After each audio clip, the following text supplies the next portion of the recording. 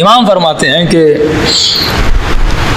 اللہ نے شراب کو منع کیا، اس کا ریزن ہے، جب تک ریزنز کو تلاش نہیں کرو گے شراب کو حرام کیا، ایون ون ڈراپ، ایک قطرہ بھی شراب کا حرام ہے۔ پورا ملک آیا رسول خدا کے بعد، یا رسول اللہ ہم مسلمان ہو جائیں گے، ہمیں ایون ایک کپ شراب کی پینے کی اجازت ہو، وہ بھی سردیوں میں، کیونکہ ہمارے یہاں سردی بہت ہوتی ہے، شراب کے پینے سے خون گرم ہوتا ہے۔ تو رسول نے کہا کیا تمہارے شراب میں نشہ نہیں ہے؟ کہ نہیں، نشہ تو ہے، کہ ہر وہ چیز جو مسکر ہے، نشے آور حرام ہے۔ آج تک آپ نے ایک نشہ سنا شراب کا، آج سنو امام 5 نشوں کی بات کرتے ہیں۔ فرمائیے 5 نشے انسان کی عقل کو زائل کرتے ہیں، اور اگر کسی کے اندر یہ 5 نشے ہیں وہ کمزور دماغ والا ہے، اور کمزور دماغ والا کبھی علی والا نہیں ہو سکتا۔ علی والے سے مراد کبھی بھی صراط مستقیم پہ نہیں چل سکتا۔ پہلا نشہ سکر المال، مال کا نشہ۔ فرماتے یہ نشہ ان الانسان لیطغی، یہ انسان طغیان کرتا ہے کب؟ جب استغنا، جب یہ غنی ہو جاتا ہے، جب یہ مال کے پیچھے جاتا ہے۔ مال کمانا گناہ نہیں ہے، لیکن مال کے نشے میں گرفتار ہو جانا یہ بڑا گناہ ہے۔ ابن سعد جب مال کے نشے میں آیا تو قاتل حسین بنا، ورنہ جناب سلیمان بھی بڑے مالدار تھے، لیکن ان پر مال کا نشہ۔ مال کا نشہ کب چڑھتا ہے؟ جب انسان طغیان کرتا ہے۔ طغیان کب کرتا ہے؟ جب اس مال کو اپنا سمجھنے لگتا ہے۔ ثعلبہ رسول کا صحابی ہے، دعا کی، دعائے رسول سے امیر بنا۔ جب نبی نے زکوٰۃ کا کہا ملک کے زکوٰۃ بن گیا کہ جب مال میرا ہے تو زکوٰۃ میں کیوں دوں؟ 8 امام کے پاس شیعہ ملنے اور کہنے لگے مولا ہمیں رخصت چاہیے۔ کون سی رخصت مولا؟ خمس سے رخصت چاہیے۔ ہو سکتا ہے ہم ہر چیز پہ عمل کریں گے، لیکن خمس سے ہمیں رخصت دے دیجیے، خمس سے بچے۔ امام نے 3 مرتبہ فرمایا یہ جو خمس ہے اون لدیننا، یہ خمس ہمارے دین کا مددگار ہے۔ خمس ہے تو دین کو بقا ہے، خمس ہے تو مدارس کو بقا ہے، خمس ہے تو علم دین کو بقا ہے۔ 3 مرتبہ فرمایا لا نجعل لا نجعل لا نجعل، میں کبھی بھی تمہیں یہ رخصت دے نہیں سکتا، ایک لمحے کے لیے رخصت نہیں دے سکتا۔ کیوں؟ کیونکہ اگر مال تمہارے وجود میں مستی پیدا کرے، نشہ پیدا کرے، تو انسان تو قاتل علی بھی بن جاتا ہے، انسان تو راشی بھی بن جاتا ہے، انسان تو دین کے راستے سے ہٹ بھی جاتا ہے۔ دوسرا نشہ، پہلا نشہ سکر المال، دوسرا نشہ سکر العلم، علم کا نشہ۔ کبھی کبھی میں بہت بڑا ڈاکٹر ہوں، مجھ سے بڑا کوئی انجینئر نہیں، مجھ سے بڑا کوئی نوح خان نہیں، مجھ سے بڑا کوئی خطیب نہیں۔ جب علم کا نشہ چڑھتا ہے، خوارج کیوں بنے؟ علم کے نشے کی وجہ سے۔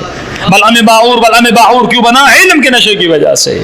جنگ جمل ہے، رسول کا صحابی، مفسر قرآن، کاتب وحی ہے، لیکن علم کے نشے نے قرآن کی آیتیں پڑھ پڑھ کے کہہ رہا تھا اے مسلمانوں آ جاؤ علی سے لڑو۔ اگر صوم ہے تو صوم تمہارے لیے ام المومنین عائشہ ہے، تمہاری نماز ام المومنین عائشہ ہے، تمہارا حج ام المومنین۔ قرآن کی آیتیں پڑھ پڑھ کے دلیلیں دے کر لوگوں کو خلیفۃ اللہ سے لڑا رہا تھا، کیونکہ علم تھا، اس علم کو مس یوز کر رہا تھا۔ آج بڑے بڑے عالم ممبر پہ آتے اور اپنے علم کو مس یوز کرتے ہیں۔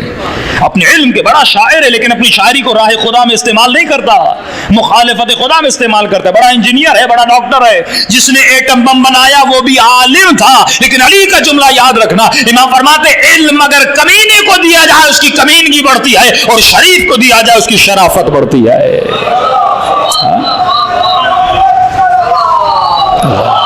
صلی اللہ محمد۔ علم کا نشہ، مال کا نشہ۔ تیسرا نشہ سکر القدرہ، قدرت کا نشہ، پاور کا نشہ۔ ضیاء الحق کو پاور کا نشہ تھا، کون گرا سکتا ہے میری حکومت کو؟ میں جنرل ہوں، میں کرنل ہوں، جس کو ماروں میری مرضی ہے، جس کو پھانسی کے پھندے پہ چاڑوں میری مرضی ہے۔ لیکن مال کا، قدرت کا نشہ اللہ نے کیسے اتارا؟ جنازہ تک نہیں ملا۔ یہ ویلیو ہے قدرت کے نشے میں۔ سلیمان نے دعا کی خدایا مجھے سب سے بڑی حکومت دے، کسی نبی کو اتنی بڑی حکومت نہیں ملی، ہواؤں پر، جنوں پر، پرندوں پر، چرندوں پر، لیکن حکومت تھی پر حکومت کا نشہ نہیں تھا۔ حاکم بن پر حاکم کے نشے میں نہ۔ جتنے بھی حکماء اسلام گزرے، یزید کا نشہ کون سا؟ حکومت کا نشہ، قدرت کا نشہ۔ زینب کو مخاطب کر کے کہہ رہا ہے الیاذ باللہ، الیاذ باللہ، کہ رب نے تجھے مارا، اللہ نے تیرے بھائی کو مارا، یہ قدرت کا نشہ تھا کہ نواز رسول کے لاشوں کو پامال کیا جا رہا ہے. مجھے قدرت ہے، یہ لاشا زمین پہ پڑا ہے. یہ قدرت کا نشہ تھا جس نے سید سجاد کے ہاتھوں میں رسیاں باندھی. یہ قدرت کا نشہ تھا جس نے علی کے ہاتھوں میں رسیاں باندھی. یہ قدرت کا نشہ تھا جس نے سیدہ زہرا کے گھر پر دروازے کو آگ لگا دی. یہ قدرت کا نشہ ہے. اور جب علی حکومت پر پہنچے تمہیں کہیں پہ یہ نشہ نظر آتا ہے کہ کہیں مجھے کسی بھی صورت میں جیتنا ہے، مجھے کسی بھی صورت میں اس کو شکست دینی ہے؟ نہیں. امام فرماتے مچھر کے برابر یہ حکومت علی کے سامنے کچھ بھی نہیں، کیونکہ علی قدرت کے نشے میں نہیں ہے، علی عبادت کے نشے میں ہے. العقل ما عبد برحمان. تو قدرت کے نشے سے بچو. چوتھا نشہ سکر الشباب، خطرناک نشہ ہے، جوانی کا نشہ. امام فرماتے قرآن میں آیت ہے اللہ تمہیں دو چیزوں کا سوال کرے گا، حیات الدنیا، پوری زندگی کی حیات کا سوال، اور تجھ سے جوانی کا سوال کرے گا. یعنی پوری زندگی ایک طرف، تمہاری جوانی ایک طرف. اے جوان، جب تو جوان ہوتا ہے تمہاری ہر چیز اپنے اعلیٰ مقام پہ ہوتی ہے، تم فل پاور میں ہوتے ہو، تمہارا ذہن تیز سے تیز کام کرتا ہے، بدن میں طاقت ہوتی ہے. اللہ حسن دیتا ہے جوانی میں، طاقت دیتا ہے، پاور دیتا ہے، تجھے نکھار دیتا ہے. لیکن سوال یہ ہے کہ تو جوانی کو استعمال کہاں کرتا ہے. لا تمشی فی الارض مرحا، اے انسان زمین پہ چلا کر کے نہ چلا کر، جوانی کے نشے میں خود کو تباہ نہ کیا کر. اپنی جوانیوں کو عبادت الہی میں صرف کیا کر، اپنی جوانی کو خدمت امام زمانہ میں صرف کیا کر. اے خاتون، اپنی جوانی کو گلیوں اور بازاروں میں صرف نہ کیا کر، اپنی جوانی کو خدمت سیدہ زینب میں صرف کیا کر.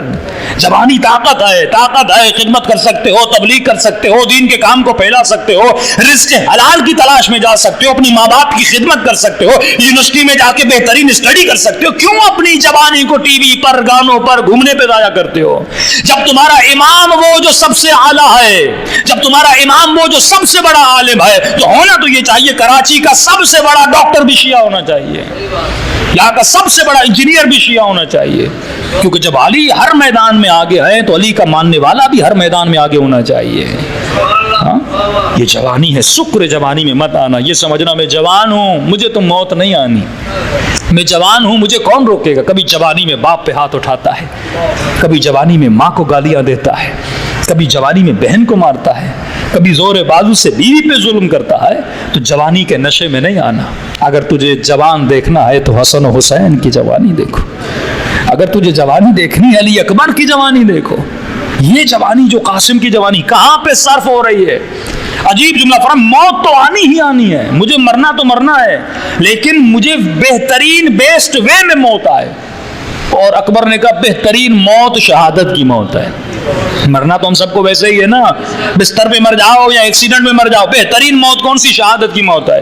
تو شکر المال، شکر القدرہ، شکر العلم، شکر الشباب، آخری شکر شکر المدح، تعریفیں سننے کا نشہ. اب اس میں آپ زیادہ نہیں، مولوی بہت گرفتار ہیں، ہاں، چاپلوس.